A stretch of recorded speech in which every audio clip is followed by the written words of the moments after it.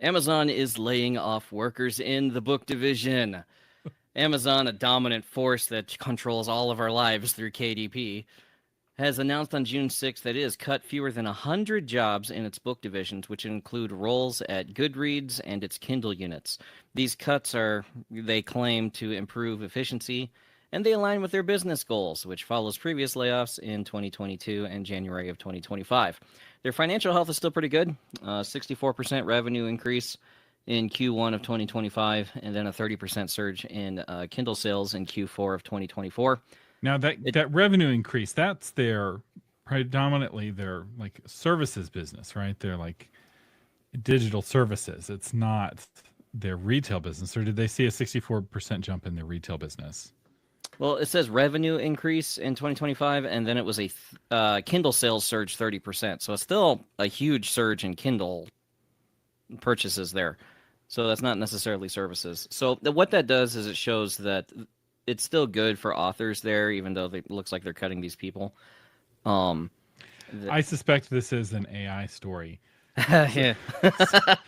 So if these are customer facing jobs, it is very likely that they've replaced customer service type people, librarians at Goodreads, customer service agents at KDP, with digital assistants. Because remember, a big thing that customer service people do is they act as an interface for the computer.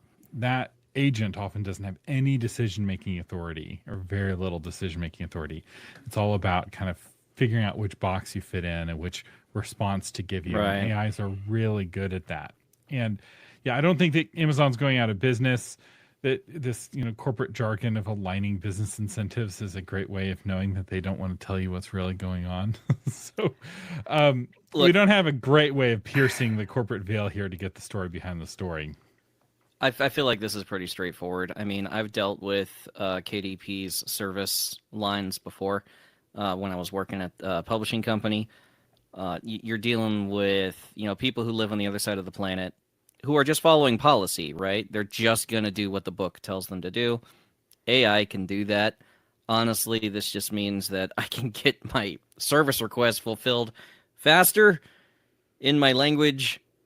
I don't have that barrier to it. The only issue comes when the AI is not understanding what I'm asking it for.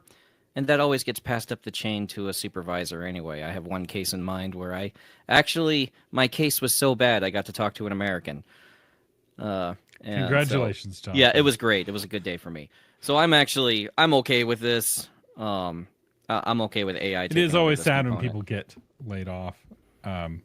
Hopefully they can find good jobs somewhere else. But I will say it is pretty normal for corporate America to kind of rank and yank, so to speak. Well, speaking of ranking and yanking, people are, everyone was all concerned about this email that Amazon sent out recently. We're cutting the royalty rate for, the books that are priced under $9.99. Everyone's like, it's a corporate cash grab. And we covered that on this show a few weeks ago. But what no one noticed is that they actually cut the price of color printing by about 50%, based on just some of the things that they're doing with the printing.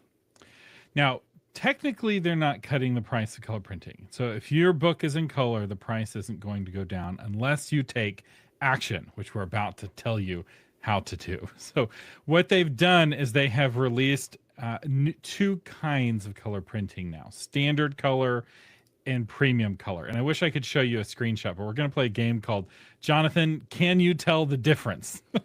So on the Amazon website, they have an example of standard color and premium color. So Jonathan, if you look at the screenshots that I put here and the doc, can you tell the difference between standard and premium? Yes. It's a little bit of a difference. There's a little bit less of a dynamic ratio in the standard. It's a little bit more washed out, but it's 90% of the quality, I would say. Yeah. So it's not going to be anything substantive, but I will say the premium side, I mean, just there's some like enrichment of some of the color tones there. It's more, I would say it's more defined and precise in the standard, but premium, especially if you're going for a visual medium like children's books or like coffee table books, or even some devotionals that have beautiful illustrations in them, or calendars or that kind of stuff. I can definitely see going premium color would be a fantastic option. Although the price difference is considerable. So for a 120 page book with regular trim, you're looking at $4.06 with the standard as your printing cost, and $8.80 with premium. So I think with children's books, anything where it's just illustrations, you absolutely don't need it. If it is a coffee table book, if the whole point of the book is beautiful printing, I still wouldn't go premium. I'd go with KDP. I'd go with some other printer altogether. Sorry, not KDP. I'd go with Ingram Spark or even a local printer that's printing on gloss, because premium is still not going to be like photo quality, but you're paying a premium for it. But this Right. standard, like if you're going to have like color chapter headings or something, it's really nice. It's not the full what you get from Book Vault, where you only pay for the color pages that you have. Right. So if This you will want be the just whole thing. chapter page, this makes all of the pages color. But now you may find that for your book, having color throughout might make sense. And I will say, particularly for nonfiction, this really could make sense. So one of the things that Dummies books gave them a huge advantage was that they had incredible typesetting, lots of Right. icons and bold, and it made it really skimmable. And you see this with textbooks today do this. If you're writing nonfiction, you might consider having a second color to call things out and kind of make things a little bit more interesting. If you're writing fiction, just stay with black and white. The story doesn't affect you. But there is also the idea that you need to have your hamburger for the commercial versus the hamburger you actually send out, you know? So if you're going to have a display copy on your table, it may be worth getting one of these in premium. And then just as an attention grab or something like that. But that's totally based on whatever business model that you have. You don't have to fulfill thousands or hundreds of premium color copies if you can just move them using one premium copy. It is encouraging, though, to see Amazon offering a cheaper option. And Yeah. I think that a lot of people just automatically not like avoid color just because it was just so incredibly expensive. And now it's only a kind of a moderate step up. You're still going to see an additional cost over black and white, but it's not like, ta-da, now the price is twice Yeah, as it's not much. what it was. Yeah.